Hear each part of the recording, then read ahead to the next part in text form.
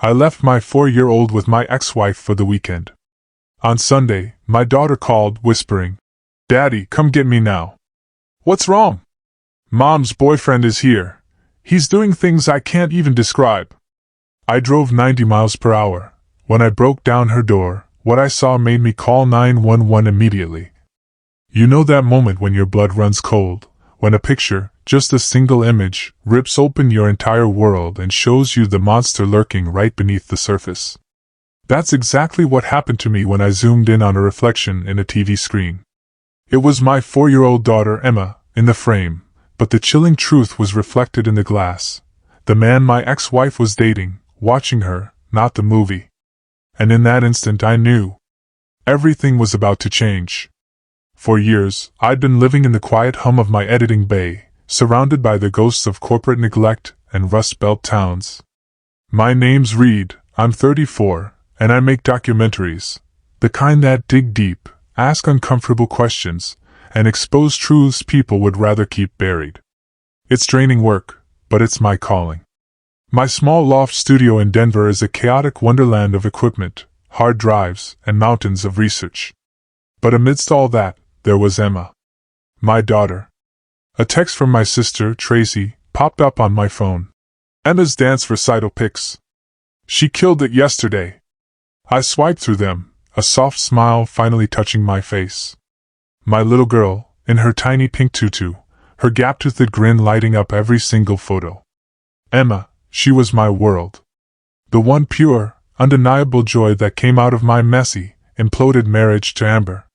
That divorce, 2 years ago, was brutal, but every single painful moment was worth it for Emma. Our custody arrangement was pretty standard. I had Emma most weekdays. Working from home meant I could be there for her. Amber, a pharmaceutical sales rep, was always on the road, so she took Emma on weekends. It wasn't perfect, but we made it work. Or so I thought.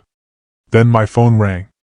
It was Scott, my cameraman and best friend since film school. "Tell me you finished the B-roll." His gravelly voice boomed.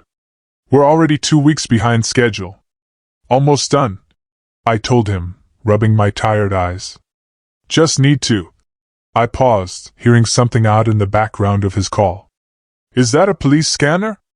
"Yeah, a new documentary idea," he quipped, but then his tone shifted, serious. "Listen, Reed, about Emma's situation. Do you ever get weird vibes from Amber's new boyfriend?" My jaw tightened. Felipe Roach. He'd slid into their lives about 3 months ago, and every single interaction with him left my skin crawling. Felipe was smooth. Too smooth. Always impeccably dressed, always with the perfectly tailored compliment, the right thing to say. But his eyes were dead. Empty. Like looking into a void. "What do you mean?" I asked carefully. "I saw them at the grocery store last week," Scott continued. "The way he looked at the kids in the checkout line. I don't know, man. Something's off." I'd felt it too. That prickle of unease. But I'd dismissed it. Chalked it up to jealousy, overprotectiveness. Just a dad who didn't want anyone else around his daughter.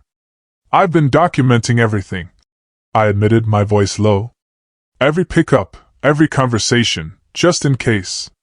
"That's paranoid, even for you," Scott said. "Maybe," I shot back. "But I didn't expose that predator ring in Oklahoma by trusting my gut alone. I trusted evidence." After we hung up, I checked my watch. Friday evening. Emma was with Amber for the weekend. Their first overnight visit since Felipe had officially moved into Amber's place. I'd fought against it, but my lawyer had been clear.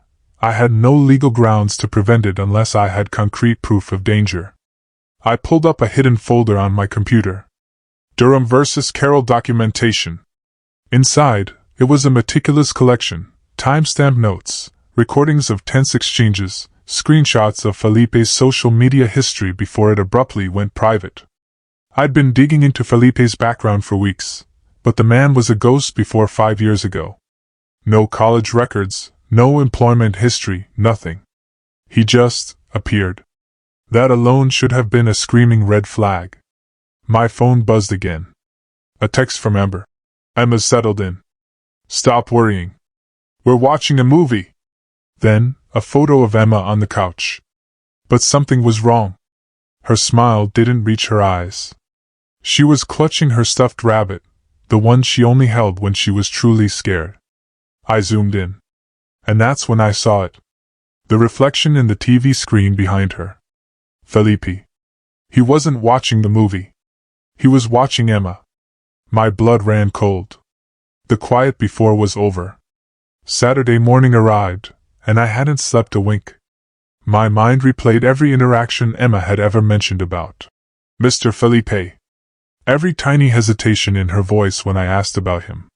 They were small, dismissible individually, but strung together, they formed a horrifying mosaic I'd been too afraid to clearly see. Daddy, Mr. Felipe says weird things. Emma had mentioned casually 2 weeks ago, while I was making her breakfast. What kind of weird things, sweetheart? Like, he says I'm special.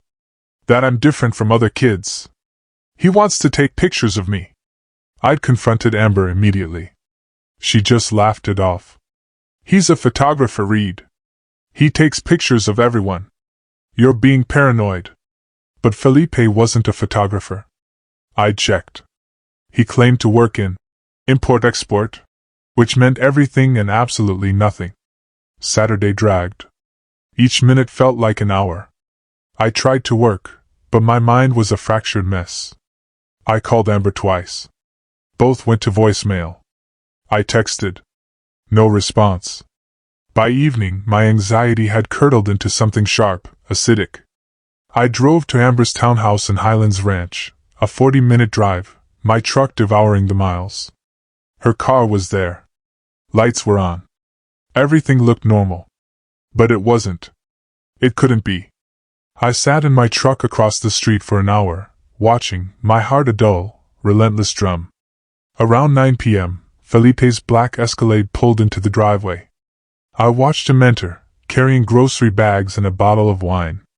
Through the front window, I could see Amber greeting him, laughing, touching his arm. Then, Emma appeared briefly in her upstairs bedroom window. She pressed her small hand against the glass, and even from the distance, I could see her looking directly at my truck. She knew I was there. She knew I was watching. Protecting. I drove home, forcing myself to trust the system I'd always questioned in my films. The system that was supposed to protect children. Sunday morning, I woke to my phone buzzing insistently. 7:04 a.m. An unknown number. Hello, Daddy? Emma's voice was barely a whisper, trembling. I shot bolt upright in bed. Emma, baby, what's wrong? Come get me now. Please, Daddy, right now? Her words were a stake through my heart. My mind raced, reeling. What's happening? Where's Mommy?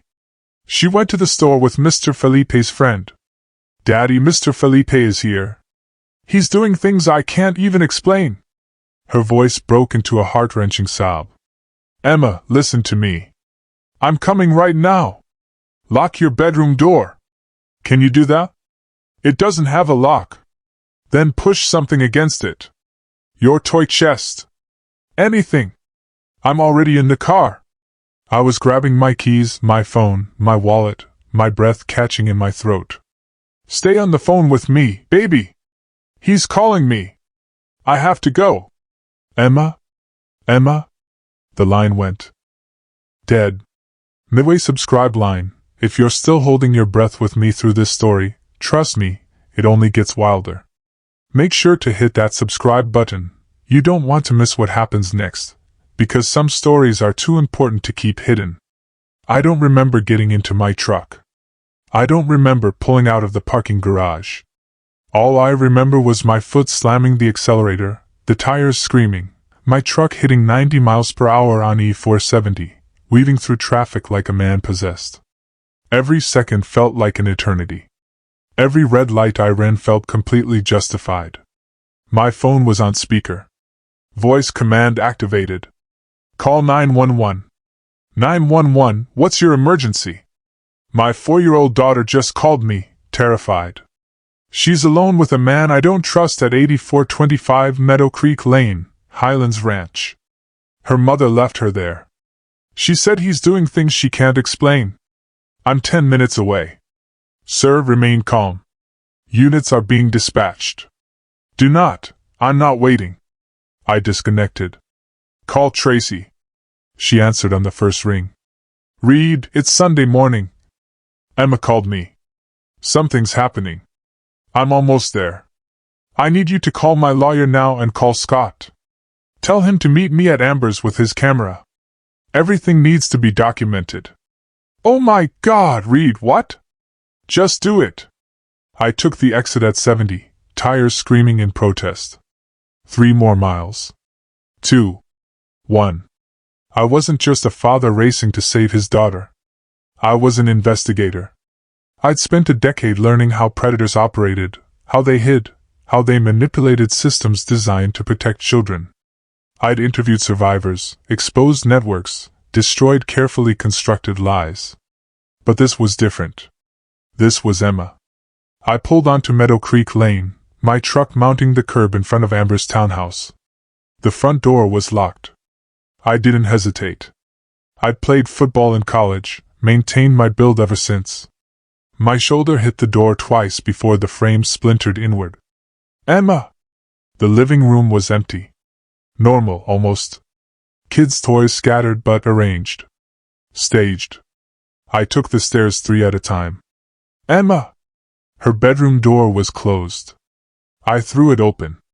Emma was sitting on her bed in her pajamas, clutching her rabbit, tears streaming down her face. Alone. Physically unharmed. But her eyes. God. Her eyes held a terror no 4-year-old should ever know. Daddy! She launched herself into my arms. I held her, my hands shaking as I checked her over, a primal fear clutching at my gut. Are you hurt? Did he touch you? He made me, he wanted me to. She couldn't finish, sobbing into my shoulder.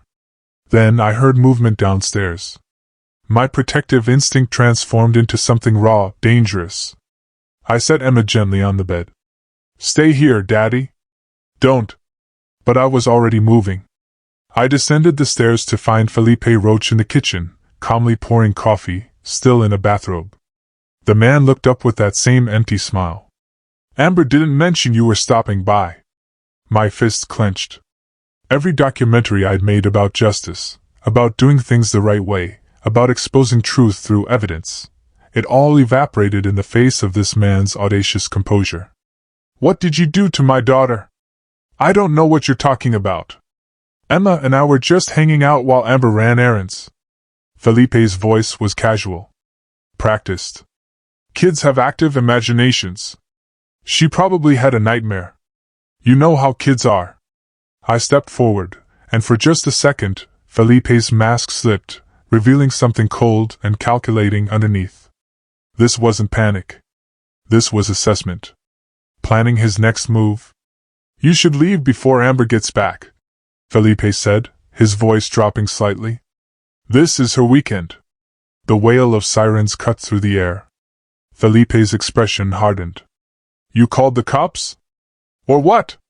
I'm telling you, nothing happened. 2 police cars pulled up outside. Officers Davis Miller and Nina Avery entered through the splintered door, hands on their weapons. Hands where we can see them, Miller commanded. I raised my hands. My daughter's upstairs. She called me scared. This man, I pointed at Felipe, was alone with her. Officer Avery went upstairs while Miller kept us separated. I could hear Emma's muffled sobs, then Avery's gentle voice coaxing information. Felipe remained unnervingly calm, almost amused. This is a misunderstanding, officer. I'm the boyfriend of the child's mother. We were simply, save it. Miller interrupted, his expression dark. He'd been a cop for 15 years. He knew predator behavior when he saw it. Avery came down the stairs, her face pale but professional. She whispered something to Miller, and his jaw clenched. Mr. Roach, we're going to need you to come down to the station for questioning. On what grounds? On the grounds that a 4-year-old just gave a very specific statement about inappropriate behavior. You have the right to remain silent. As Miller cuffed Felipe, The man's eyes locked onto mine. No fear. No shame.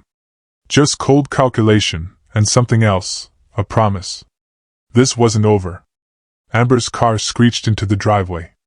She jumped out, another man, lanky and nervous-looking, trailing behind her. "What the hell is going on?" Amber screamed. I turned to face my ex-wife, holding Emma protectively. "Your boyfriend was alone with Emma." She called me terrified. "What were you thinking, leaving her alone with him?" "I was gone for 20 minutes. Felipe's harmless." "Harmless?" My voice was ice. "Our daughter is traumatized, Amber. Whatever you think you know about this man, you're wrong." Officer Avery intervened. "Ma'am, we'll need to speak with you as well. Your daughter has made some serious allegations." As they loaded Felipe into the patrol car, he smiled at me through the window. Not a nervous smile. A confident one. That's when it hit me. Felipe thought he'd get away with this. He'd done this before. The fake identity, the careful grooming, the manipulation. This was a pattern, and the justice system, slow and deliberate, might not be enough to stop him. The children's hospital interview room smelled like industrial cleaner and fear. I sat behind one-way glass, watching Emma talk to the forensic interviewer, Dr. Sarah Chun, a kind-faced woman who specialized in child trauma. Scott had arrived within an hour of my call, his camera discreetly documenting everything from the hallway. We couldn't film Emma directly, but we could document the process, the timeline, the response. Tracy sat beside me, her hand gripping my arm. "She's so brave," my sister whispered. On the monitor, Emma clutched her rabbit and spoke in a small, shaky voice about the touching game, the secret game, the camera game. My stomach twisted. Camera game. Dr. Chun emerged 20 minutes later, her expression carefully neutral, but her eyes blazing with quiet fury. "We have enough for charges. The DA will file by tomorrow." "Will it stick?" I asked, my voice raw. "She's 4. Defense attorneys will tear her apart on the stand. She's incredibly articulate for her age, and her account was consistent, detailed, but—" Dr. Chun hesitated. "You should know," Felipe Roach lawyered up immediately. "And not with a public defender. He hired the Keller Group." Scott whistled low. "The guys who defend Fortune 500 executives?" "The same. Someone's bankrolling him, which means this isn't some random predator. This is organized." My investigative instincts flared. "What did you find in his background check?" "That's the thing," Detective Miller said, entering the room. "Felipe Roach didn't exist before 2020. Alias after alias. His fingerprints aren't in the system, but his photo got a hit on facial recognition. Possible match to a person of interest in a Nevada case from 2018. Different name, different city." "What case?" Miller's expression darkened. "Child exploitation. Never went to trial. The witnesses disappeared." My blood ran cold. This wasn't just about Emma. Felipe was part of something bigger. Something that knew how to make problems disappear. "I want copies of everything," I demanded. "Every report, every statement." "You know I can't, Detective. I've made 7 documentaries exposing criminal networks. I've worked with the FBI, with ICE, with Interpol. I know how to protect sources. And I know how to build cases that go beyond reasonable doubt. If Felipe walks because the system fails my daughter, I'll make sure the whole world knows how it happened." Miller studied me. "You're talking about making this public. I'm talking about making sure Emma gets justice. Whatever that takes." Later that night, I sat in my loft with Scott, Tracy, and a bottle of whiskey. None of us were drinking. Emma slept in my bedroom, finally calm after hours of tears. "Amber's lawyer called," Tracy said quietly. "She wants an emergency custody hearing. Claims you broke into her house and kidnapped Emma." "I saved Emma from a predator." "I know that," Tracy replied, her voice filled with concern. "But she's spinning it differently. Says you're unstable. That you've always been jealous of Felipe. That you orchestrated this whole thing. My laugh was bitter. Of course she is. She can't admit she brought a monster into our daughter's life. Scott pulled up his laptop. While you were at the hospital, I did some digging. Felipe's Escalade is registered to an LLC called Meridian Holdings. That LLC is owned by another LLC, which is owned by shell companies. Standard money laundering structure. I finished. What's the root company? That's where it gets interesting. It traces back to a pharmaceutical company. Scott paused for dramatic effect. Want to guess who works in pharmaceutical sales? My blood turned to ice. Amber. Not just Amber. The company she works for, Prometheus Pharmaceuticals, has been under federal investigation for off-label marketing and insurance fraud. What if Felipe wasn't dating Amber by accident? Tracy leaned forward, her eyes wide with the implication. What if he targeted her? For what purpose? Tracy snapped her fingers. Reed, think about it. You've been investigating corporate fraud for years. You've made powerful people very uncomfortable. What if this is retaliation? You think someone sent Felipe to her Amber to get to me? I think we don't know enough, Scott said. But there are too many coincidences. Fake identity, mob-level lawyers, connections to a company under federal investigation, and he just happens to date your ex-wife. I stood pacing. My mind raced through possibilities, patterns, connections. This was what I did. I found the truth in chaos. But this time, the truth was terrifyingly personal. Tomorrow morning, I need you to pull all footage from surveillance cameras within a 2-block radius of Amber's place, I told Scott. I want to know everyone who came and went this weekend. I want plates, faces, timestamps. Already on it. Tracy, I need you to call my lawyer. If Amber wants a custody fight, she'll get one, but I'm filing for emergency sole custody first. Already drafted the motion. I looked at my team, my sister, my best friend. People who'd stood by me through every difficult investigation, every threat, every moment when exposing the truth seemed impossible. This is different, I said quietly.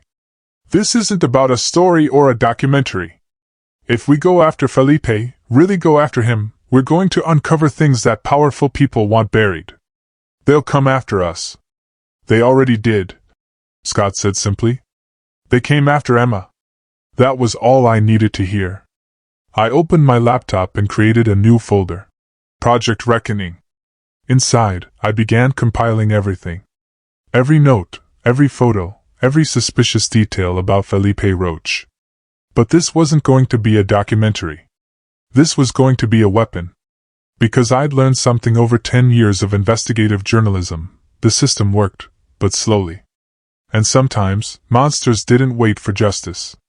Sometimes they struck again while lawyers argued and judges deliberated. Felipe had smiled at me in that police car. Confident. Sure he'd walk.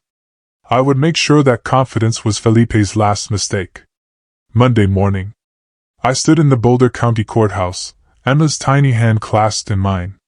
The emergency custody hearing had been fast-tracked. Judge Margaret Romero didn't take kindly to children being placed in danger, and my broken door suddenly looked less like assault and more like rescue. Amber sat across the aisle with her own lawyer, a sharp-dressed woman named Heidi Tanner. Amber wouldn't make eye contact. Her arms were crossed defensively. Whatever story she'd constructed in her mind to excuse Felipe's behavior, she was clinging to it desperately. All rise. Judge Romero entered, a stern woman in her 60s with steel-gray hair and a reputation for destroying parents who failed their children. I've reviewed the police reports, the forensic interview, and the CPS investigation. She began without preamble. Miss Carroll, do you understand the severity of what occurred in your home? Amber's lawyer stood. Your Honor, my client maintains that this is a misunderstanding. Mr. Roach has been released on bail and denies all allegations. The child's account is consistent, detailed, and corroborated by physical evidence. Judge Romero interrupted. Photos on Mr. Roach's phone that he failed to properly delete. The forensic analysis is ongoing, but preliminary reports are damning. My grip on Emma's hand tightened. Photos. The camera game was real. Until Mr. Roach's trial is concluded, I'm granting temporary full custody to Mr. Durham. Miss Carroll, you'll have supervised visitation only, and Mr. Roach is prohibited from any contact with the minor child. Violation will result in immediate arrest. Amber stood up. You can't do this. Reed put her up to this. He's always been jealous. Miss Carroll, sit down, the judge commanded, her voice cutting through the courtroom like a razor. Your daughter was found crying and traumatized after you left her alone with a man who is now facing multiple felony charges. I suggest you focus less on defending your boyfriend and more on understanding how catastrophically you failed your child. The gavel struck. The hearing was over. Outside the courthouse, Amber caught up to me at my truck. You did this, she hissed. You poisoned Emma against Felipe. You couldn't stand that I moved on. I turned, and whatever she saw in my face made her step back. I saved our daughter from a predator you invited into her life, I said, my voice deadly calm. Emma called me terrified, Amber. She called me because she knew you wouldn't protect her. You were too busy playing happy family with a man you didn't even bother to vet. Her eyes widened. What? Did you know Felipe Roach isn't his real name? Did you know he's wanted for questioning in at least 2 other states? That his entire identity is fabricated? Or were you so desperate for companionship that you didn't care who you brought around our daughter? Felipe told me he had to change his name because of an abusive ex. And you believed him? My voice dripped with contempt. You believed a man with no verifiable past, no real job, no connections or history? What did he tell you about himself, Amber? Where did he grow up? Where did he go to school? What are his parents' names? Amber's silence was damning. That's what I thought. I continued. You don't know anything about him except what he told you. And what he told you was a lie designed to gain access to Emma. You're wrong, Amber whispered, but her voice wavered. Felipe loves me. He wouldn't. He used you to get to her. And if you can't see that, then you're not the woman I married. I opened my truck door. Stay away from us until you figure out whose side you're on. As I drove away, I glanced in the rearview mirror. Amber stood in the parking lot, shoulders shaking. Part of me, a small part, felt sorry for her. She'd been manipulated, used. But mostly I felt rage. My loft transformed into a war room. 3 laptops, 2 monitors, hard drives stacked like bricks, and a massive corkboard covered in photos, documents, and red string connecting the dots. Scott worked at one station, Tracy at another, while I commanded the center. Okay, here's what we know, I said, pointing to Felipe's photo at the center of the board. Felipe Roach is an alias. His real name is, according to facial recognition, possibly Domingo Nichols, wanted in Nevada for child exploitation. But Domingo Nichols is also likely an alias. This man is a ghost. Not quite. Scott interrupted, pulling up a new screen. I tracked down the Meridian Holdings LLC. It's registered to an address in Las Vegas, a mail drop, but I found the lawyer who filed the paperwork, Wilfredo Christian of Christian and Associates. I wrote the name on the board. What do we know about him? Specializes in setting up untraceable shell companies for clients who want to move money without scrutiny. His client list reads like a who's who of organized crime, corrupt politicians, and... Scott paused for effect. Pharmaceutical executives under investigation. Prometheus Pharmaceuticals. Tracy added. Amber's company. I pulled their SEC filings. Last year, they paid out $17 million in federal fines for fraudulent marketing practices. 3 executives are currently under indictment. Guess who their defense attorney is? The Keller Group. I finished. The same firm defending Felipe. The connections were forming a terrifying web. I stepped back, studying the board. This isn't random, I said slowly. Someone at Prometheus knew I was investigating them. They knew my connection to Amber.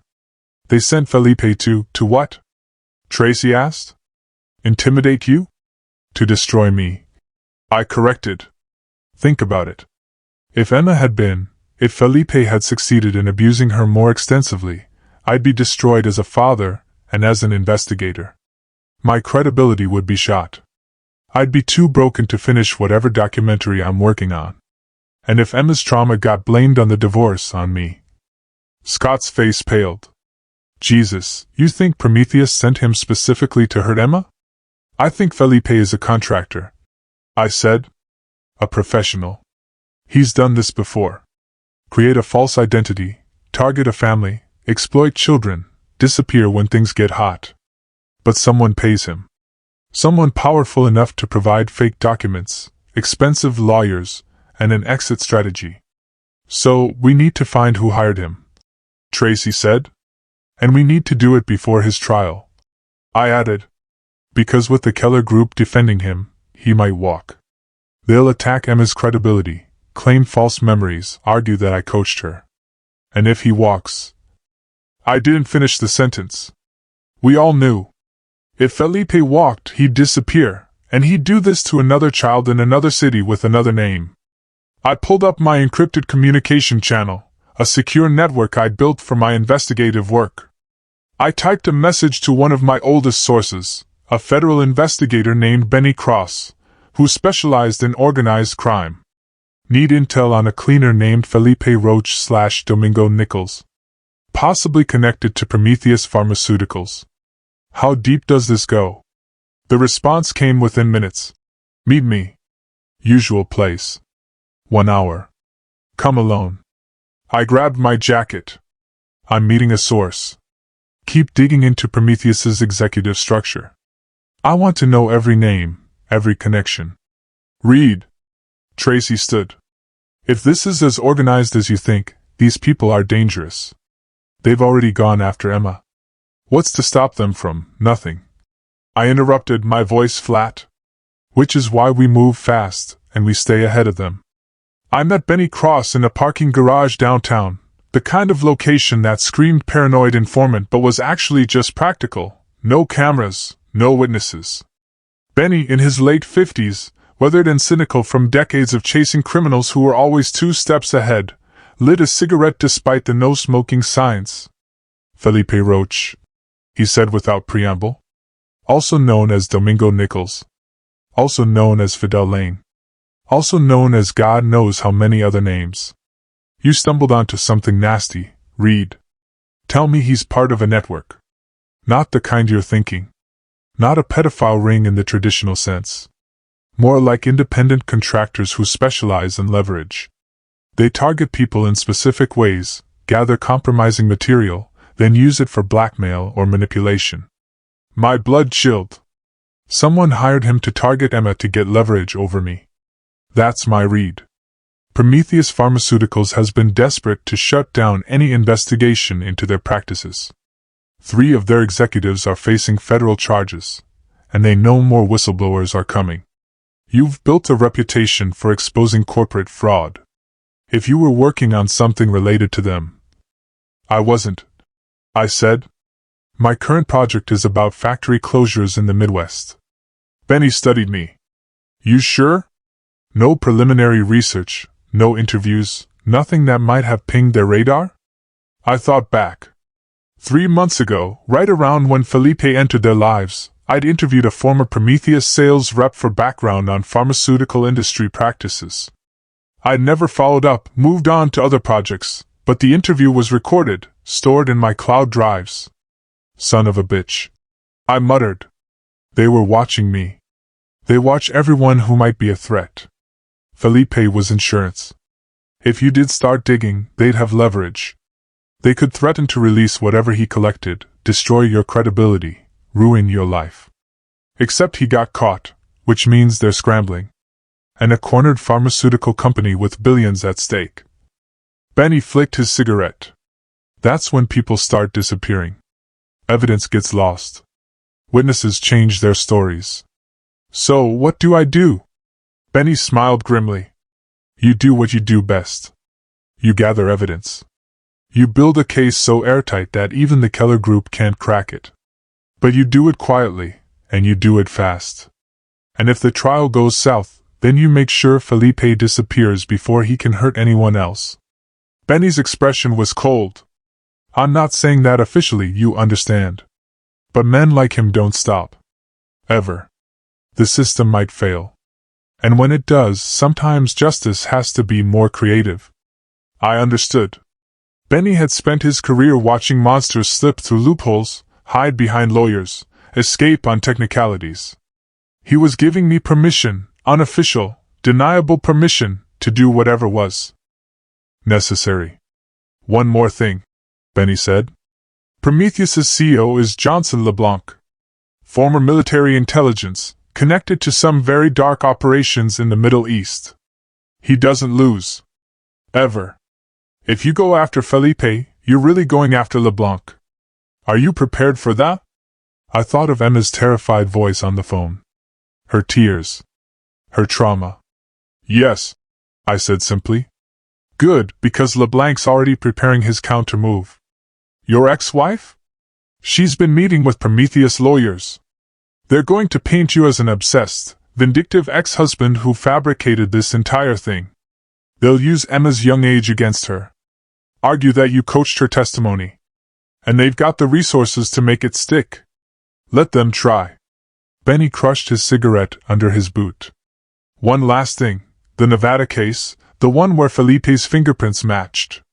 The little girl who accused him, she retracted her statement 3 days before trial. Her family moved to Mexico and hasn't been heard from since.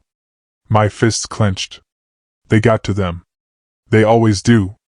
So if you're going to make a move, make it count, because you won't get a second chance.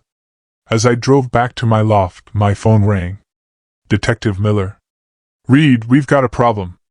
Felipe's lawyers filed a motion to suppress Emma's forensic interview. They're claiming you coached her, that the interview was conducted improperly, and that there's no physical evidence beyond the photos, which they say were planted. Planted? How would I? They don't need proof, just reasonable doubt. And they're good at creating it. The hearing is tomorrow. If the judge suppresses the interview, we're down to just Emma's testimony. And at 4 years old, I understood, Emma would be ripped apart on cross-examination.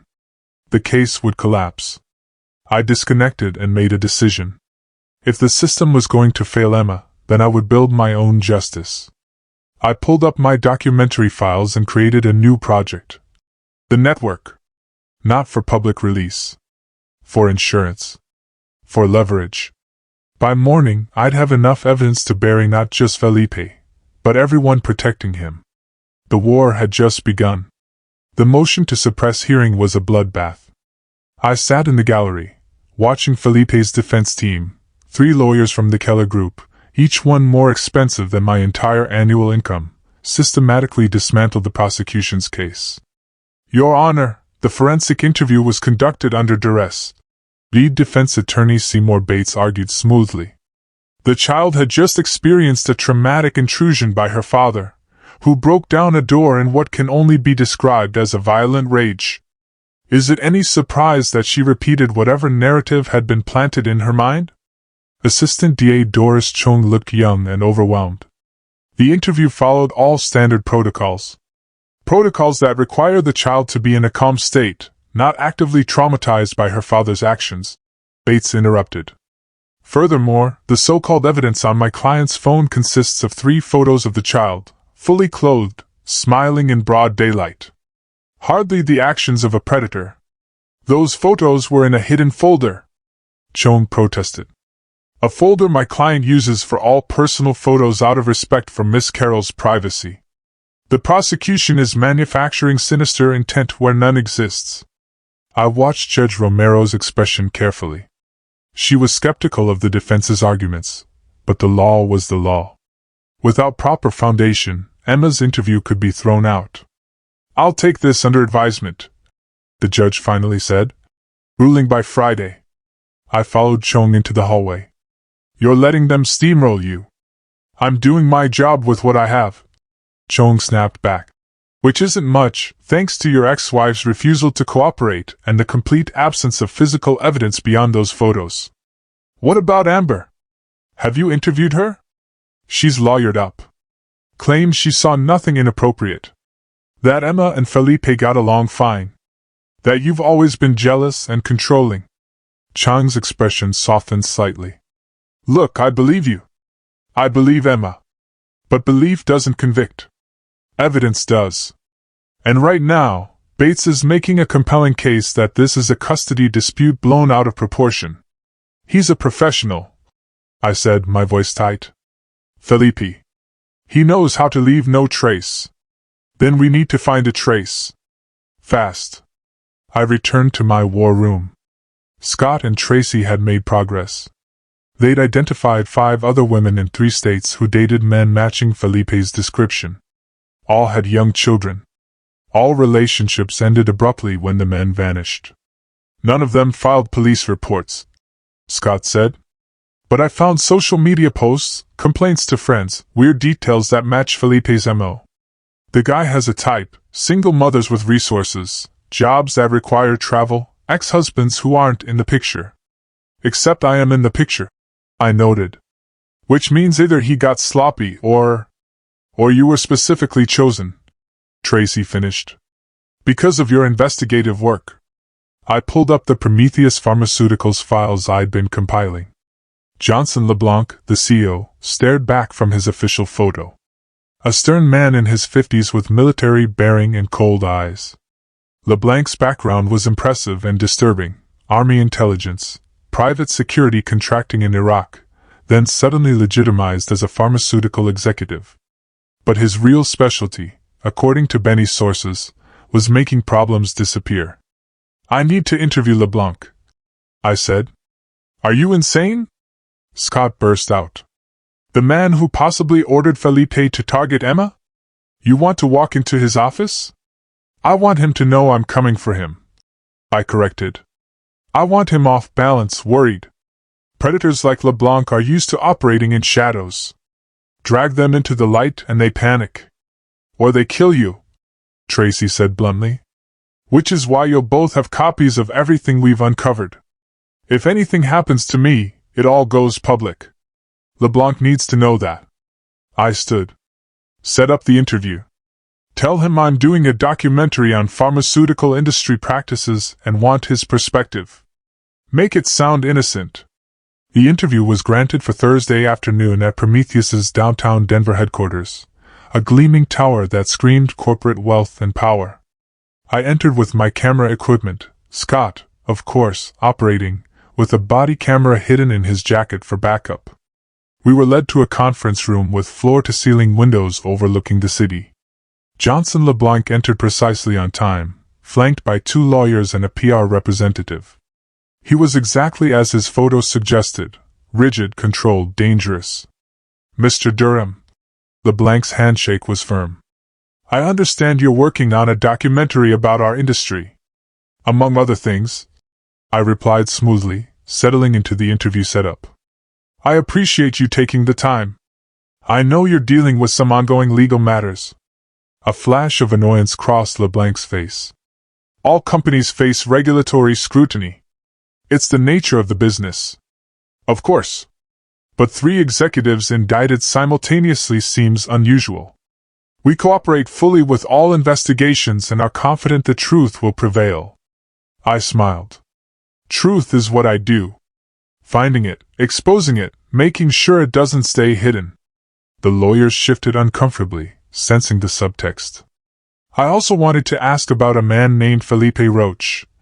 I continued, watching LeBlanc's reaction carefully. He's been dating my ex-wife, Amber Carroll. She works for your company, I believe. LeBlanc's expression didn't change. We employ thousands of sales representatives. I don't know them all personally. But you would know if one of them was dating a professional criminal, wouldn't you? Someone who specializes in leverage? The room went cold. The lawyers exchanged glances. I have no idea what you're talking about, LeBlanc said, but his voice had lost its warmth. And I think this interview is over. Just one more question, I pressed. When you were in military intelligence, did you ever employ assets who specialized in black operations? The kind that don't leave paper trails? LeBlanc stood. We're done here. And Mr. Durham, Be very careful about making unfounded accusations. Defamation lawsuits can be quite expensive. So can hiring predators to target children, I said quietly. But I imagine that cost is built into your budget under security expenses. Guards escorted Scott and me from the building.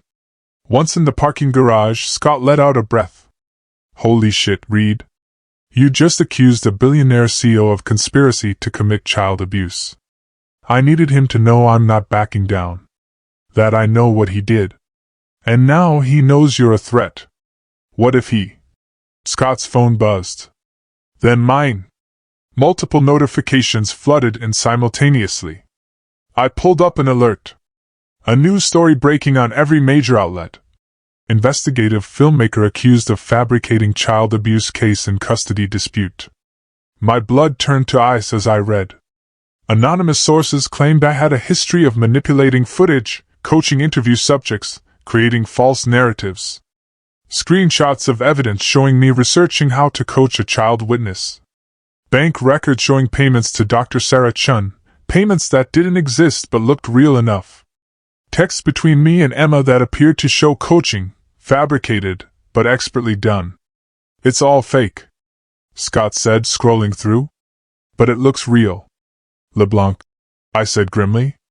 I threatened him, and he activated his countermeasure. This is how he operates. Destroy credibility, manufacture doubt, bury truth under lies. My phone rang. Detective Miller. Reed, what the hell is this? It's a smear campaign. None of it's real. The DA is pulling back. With this much public doubt, they can't move forward on prosecution. Felipe's lawyers are filing a motion to dismiss. The case was collapsing. Everything I'd fought for, everything Emma had endured, it was all being buried under manufactured lies. There's more. Miller continued. Judge Romero received an anonymous package this morning. Photos of you outside Felipe's house late at night watching. They're trying to paint you as obsessive, unstable. I was protecting my daughter. I know, but perception is reality in court. The custody hearing is back on next week, and Amber's lawyers are pushing for supervised visitation for you now. They're saying you're the danger. I disconnected, my hands shaking with rage and helplessness. Then my phone buzzed with a text from an unknown number. You should have stayed out of our business. We don't make mistakes twice. If you keep pushing, your daughter won't be the only casualty. A threat. Direct and undeniable. Scott read the message over my shoulder. Reed, we need to go to the police. The police can't help. This is beyond them. I looked at my friend. You and Tracy should back away from this. I can't put you at risk, too. Screw that, Scott said firmly. We started this together. We finish it together. I nodded, emotion choking my throat. Then I made a decision. If LeBlanc wanted to play dirty, I would show him what dirty really meant. I pulled up my encrypted files and began compiling evidence, not for court, but for destruction. The war had escalated, and I was done playing defense. I spent the next 72 hours barely sleeping, living on coffee and cold fury. While the media tore my reputation apart, while former colleagues distanced themselves, while the justice system prepared to fail Emma, I built something else entirely. Not a documentary, not evidence for court, but a weapon. In my war room, 3 screens ran simultaneously. Screen 1 tracked Felipe Rocha's movements via a GPS tracker Scott had placed on his Escalade during a midnight operation. Don't ask me how I got close enough, Scott had said grimly. Screen 2 monitored Johnson LeBlanc's communications. I'd called in every favor I had with Benny Cross to get a federal wiretap authorization. Screen 3 displayed the darkest research I had ever compiled. I'd found them, other children in 3 states, other families destroyed by men who matched Felipe's description, used different names, vanished before charges could stick. But I had something the other families didn't, a decade of investigative experience and 0 remaining faith in the system. This is it, I said to Scott and Tracy, who sat exhausted in my loft. Felipe's pattern. He targets single mothers in professional positions, especially ones with ex-husbands he can frame, or marginalize. He builds trust, gains access to children, creates insurance material, photos, videos, anything that could be used for blackmail or manipulation. Then he vanishes before anyone can build a case. And LeBlanc finances the operation. Tracy added, pointing to the financial records we'd painstakingly traced. Look at these payments from Prometheus shell companies. Every time one of Felipe's identities disappeared, there's a corresponding cash transfer to an offshore account. They're cleaning up, Scott said. Each time Felipe gets close to being caught, they pay him off and relocate him to a new territory with a new identity. Except this time, Felipe got sloppy. I noted. Because he wasn't expecting a father who'd break down doors instead of following proper channels. And now he's stuck. Charges filed, identity burned, legal process engaged. He can't just vanish. So what's his play? Tracy asked. Trial. Beat the charges using the Keller Group's reputation and manufactured doubt, then disappear afterward into whatever new identity LeBlanc provides. I pulled up a new document, my masterpiece, a comprehensive dossier connecting Felipe to LeBlanc, to Prometheus, to a network of similar operations across the country. But more importantly, a detailed plan for making sure none of them walked away. The trial starts Monday, I said. Judge Romero denied the motion to suppress Emma's testimony, but with all the media attention and doubt, the jury's going to be compromised. We need to assume Felipe walks. So, what do we do? Scott asked. I smiled, but there was no warmth in it. We make sure walking free is the last thing he wants to do. I outlined my plan. It was illegal. It was dangerous. It would destroy any remaining credibility I had if it went wrong. But it was also perfectly calibrated to exploit Felipe and LeBlanc's own methods against them. You want to blackmail them?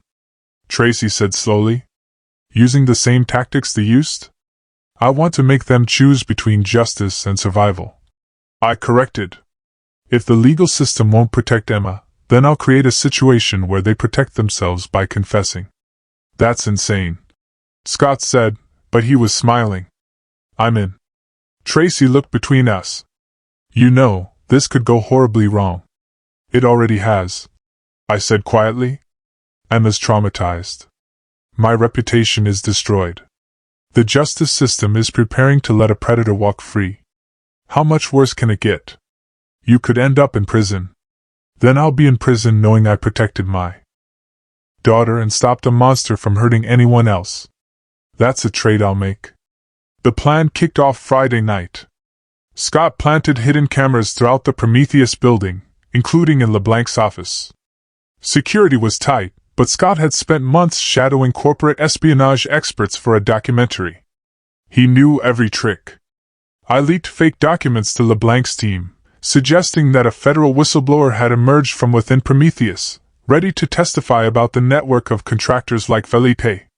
The documents were expertly crafted, mixing real information with just enough fabrication to seem credible. Then I waited. Saturday morning, the trap sprung. LeBlanc called an emergency meeting with his lawyers and, crucially, with Felipe. I watched via the hidden camera feed as the three men argued in LeBlanc's office. I don't care what it costs, LeBlanc snarled. This whistleblower can't testify. Find out who it is and make it go away. We can't, one of the lawyers said. The feds have them in protective custody. Then we need insurance. Felipe interjected, his voice cold, professional. There are other families, other leverage points. If Durham keeps pushing, we apply pressure where it hurts. You mean threaten his daughter again? LeBlanc asked. Not threaten. Follow through. One child goes missing in a custody dispute. It barely makes page 3. Tragic accident. Father under investigation for fabricating abuse claims. Mother devastated. The story writes itself. My blood boiled listening to them casually discuss murdering Emma, but I kept recording every word, every admission. That's extreme, LeBlanc said, but he didn't sound opposed, just cautious. This is what you pay me for, Felipe replied. To handle problems permanently.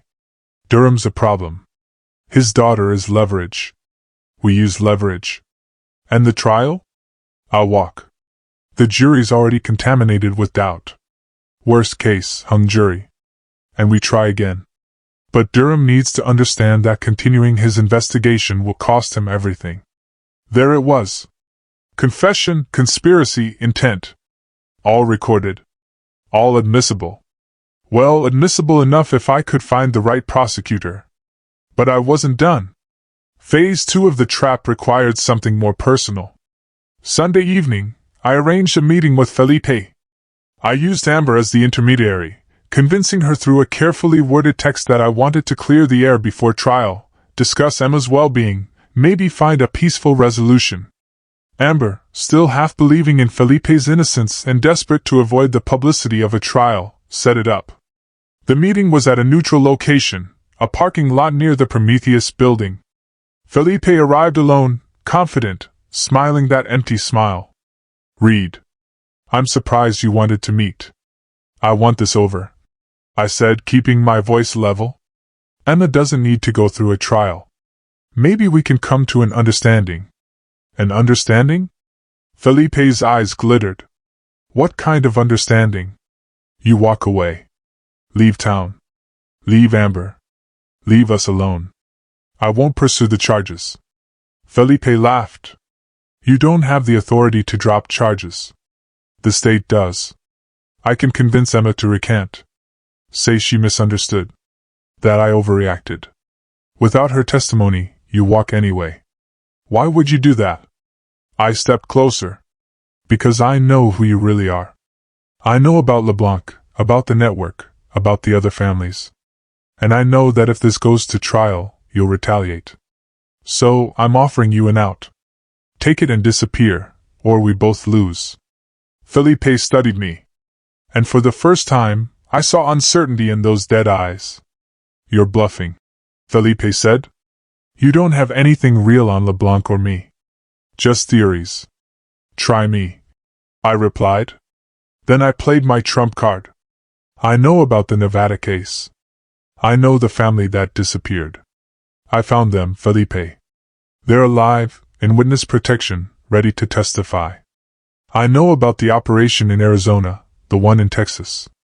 I have 5 families, 5 children, 5 sets of parents willing to testify that you're a serial predator who's been protected by Prometheus money.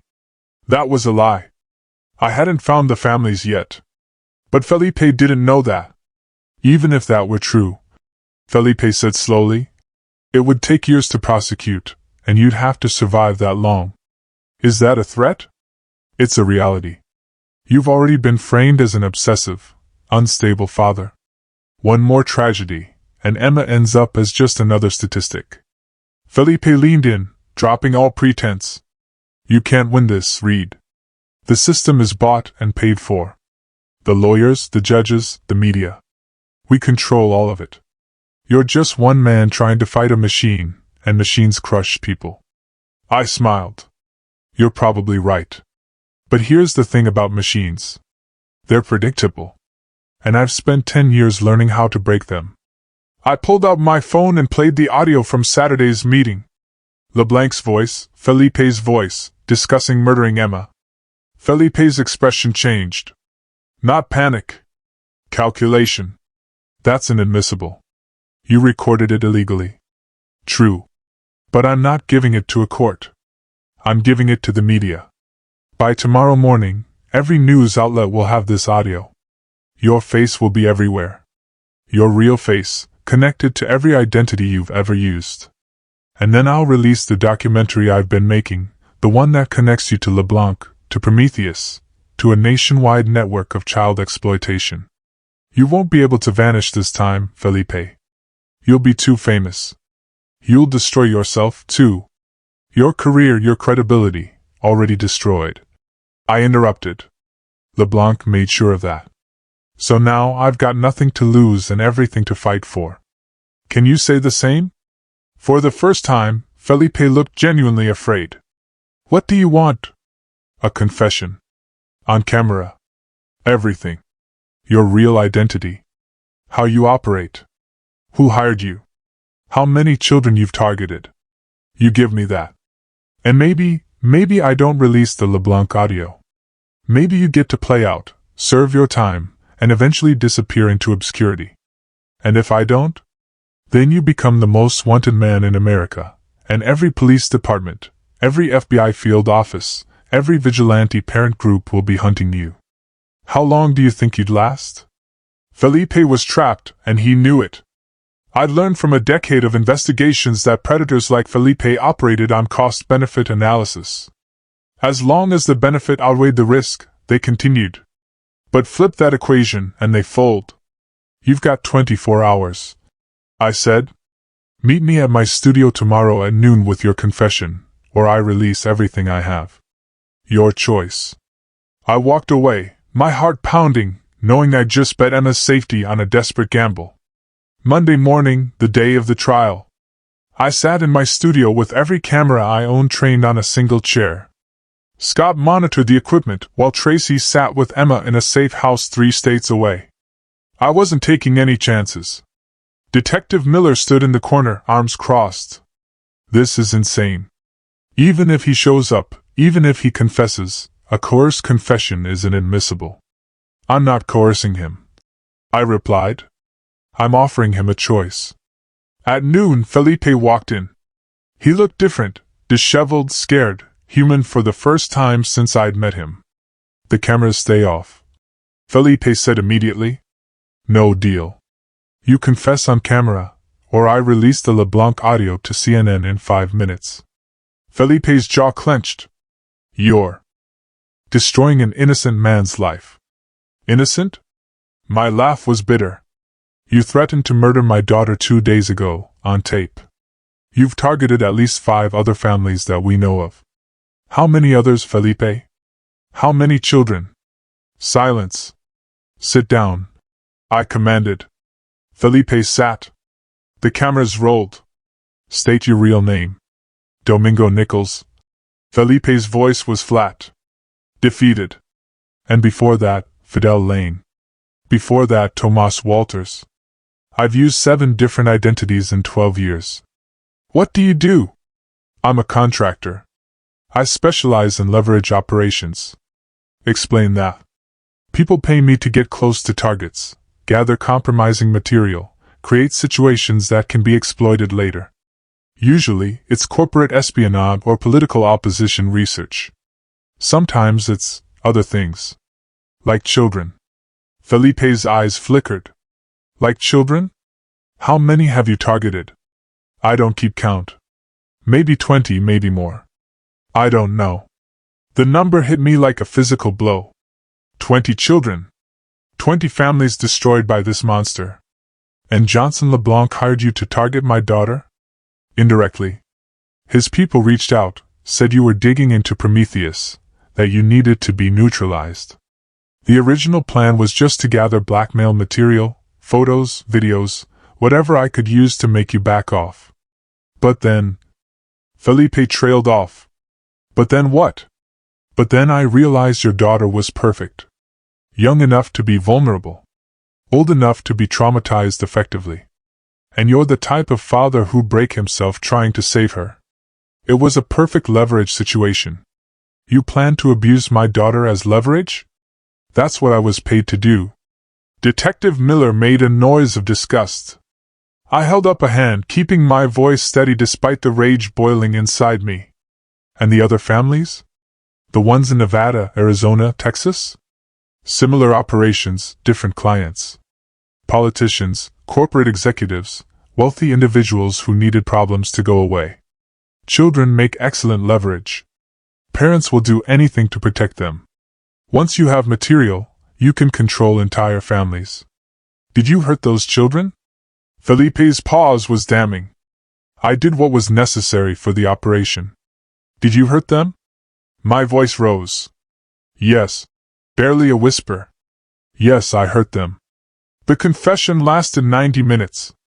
By the end, I had a complete picture of a nationwide network of exploitation, funded by corporate money, protected by expensive lawyers, enabled by law enforcement failures. Felipe wasn't just a predator.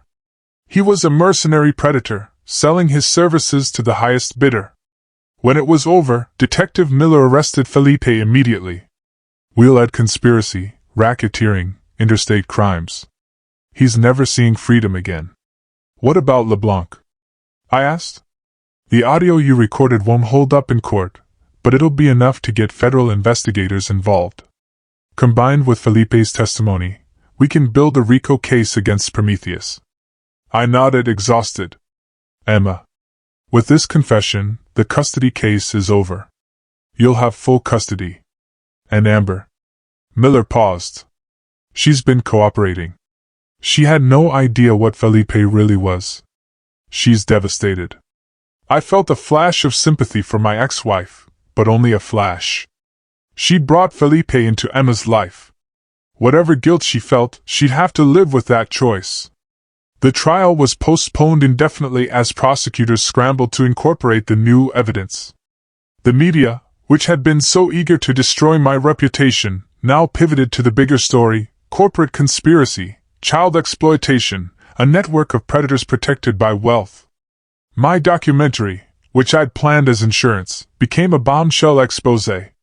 I released it not through traditional channels, but directly online, free for everyone to watch. Within 24 hours, it had 30 million views. Within a week, it sparked federal investigations into 7 corporations beyond Prometheus. Ending 3 months later, I stood in the same courthouse where my nightmare had begun, but this time for a very different hearing. Judge Romero presided over the sentencing. Felipe Roach, Domingo Nichols, Fidel Lane, whatever name he chose to hide behind, sat shackled at the defense table. His expensive lawyers were gone. The Keller Group had dropped him the moment his confession went public. Mr. Nichols, Judge Romero began, her voice sharp as a blade. I have presided over family court for 23 years. I have seen some of the worst human behavior imaginable. But what you did, systematically targeting children as tools for corporate warfare, is perhaps the most calculated evil I have encountered. Felipe said nothing.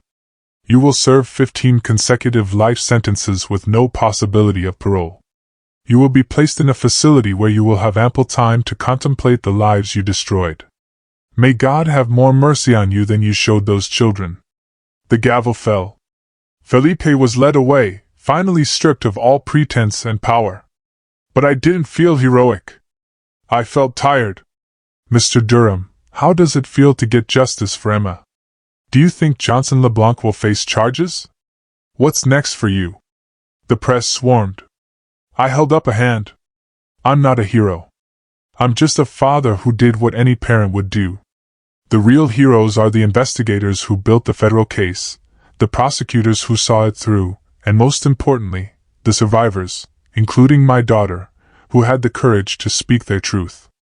I delivered a statement, working with Benny Cross and the FBI to ensure it didn't compromise ongoing investigations. Johnson LeBlanc has been arrested on multiple counts of conspiracy and racketeering. Prometheus Pharmaceuticals is under federal investigation, and several executives have already pled guilty. The network Felipe was part of is being dismantled piece by piece. We've identified 14 other victims across 6 states, and we're working to connect them with resources and support. What about your daughter? How is Emma? My expression softened. Emma is in therapy. She's healing. It'll take time, but she's strong. Stronger than I ever imagined. And she's safe now. That's what matters most. Will you make more documentaries? Yes, but I'm taking some time off first. Emma and I are going to Disney World. I smiled. She wants to meet all the princesses, and after everything she's been through, she deserves every magical moment I can give her. The press conference ended. I drove to Tracy's house where Emma was staying. My sister met me at the door. She's been asking for you all day, Tracy said, hugging me tightly. You did good, Reed. You saved her. We saved her. I corrected. I couldn't have done this without you and Scott. Emma appeared in the hallway, clutching her stuffed rabbit. When she saw me, her face lit up with genuine joy, the kind I hadn't seen in months. Daddy. She ran into my arms. I held her close, breathing in her shampoo-scented hair, feeling her small heart beat against my chest. "Are the bad people gone?" she asked quietly. "They're gone, baby. All of them. And they can never hurt you again. Promise. Promise." Later that evening, with Emma asleep in my arms on Tracy's couch, I reflected on the last 3 months. Felipe was in prison. LeBlanc was facing multiple life sentences. The Prometheus executives had pled guilty or were awaiting trial. The network was shattered. But the real victory wasn't in the arrests or the justice served. It was in the small moments. Emma laughing at cartoons, sleeping peacefully, slowly regaining the innocence that had been stolen from her. Scott arrived with takeout, and the three of us ate in comfortable silence. "You know you're famous now, right?" Scott said, scrolling through social media. "People are calling you everything from Dad of the Year to corporate vigilante. There's even talk of a movie." "God, I hope not," I groaned. "The last thing I want is Hollywood glamorizing this nightmare." "At least Amber's doing better," Tracy offered. "She called me yesterday. She's in therapy too, working through everything. She wants to rebuild a relationship with Emma, slowly." I nodded. "I'm not standing in her way. Emma needs her mother, the real version, not the one who was so desperate for companionship she missed the danger.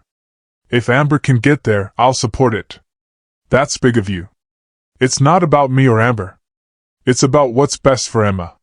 My documentary sparked the biggest white-collar crime investigation in decades. "Well done," Scott said simply. "Just wanted to protect my daughter," I replied. Everything else was collateral damage. But even as I said it, I knew that wasn't entirely true. I'd wanted justice, not just for Emma, but for all the other children, all the other families destroyed by men like Felipe and corporations like Prometheus. I'd wanted accountability in a world that too often let the powerful escape consequences. And for once, I'd gotten it. Epilogue: 6 months later, the Disney trip was everything Emma had dreamed of. I watched my daughter dance with princesses, shriek with joy on rides, eat ice cream until she was sick with happiness. She was 5 now, still healing, but stronger every day. On our last night in Florida, we sat on the beach watching the sunset. Emma built sandcastles while I documented the moment on my phone. Not for any documentary, just for memory.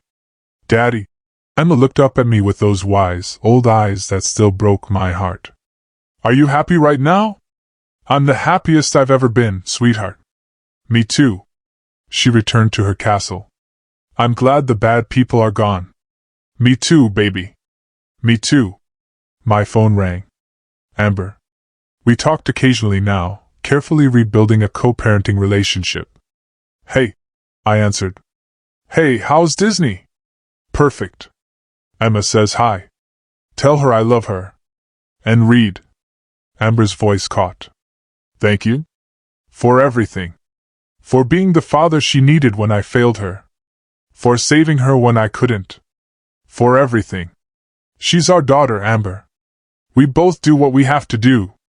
We talked for a few more minutes, an actual conversation, not the bitter exchanges that had defined our relationship for 2 years. It wasn't friendship. Not yet. Maybe never. But it was healing. After hanging up, I watched Emma play in the sand. The sunset painted everything gold. Her hair, the ocean, the castle she was building with such concentration. This was what victory looked like. Not a confession or an arrest or a documentary that exposed truth. Victory was a 5-year-old girl playing without fear, laughing without hesitation, sleeping without nightmares. I had spent a decade exposing darkness, documenting evil, fighting systems that failed the vulnerable. I'd made enemies, sacrificed relationships, lived on the edge of paranoia and obsession. But in the end, when it mattered most, I'd won. And Emma was safe. That was all that mattered. "Daddy, come build with me," Emma called. I put away my phone and joined my daughter, building sandcastles in the fading light. 2 survivors, finding joy in simple moments. And that was enough. Call to action: this was the most terrifying, most important story of my life. I had to become a weapon to protect my daughter. I want to know, in your heart of hearts, what would you have done if you were in my shoes? How far would you go to protect your child when the system fails? Let me know in the comments below. I really want to hear what you think.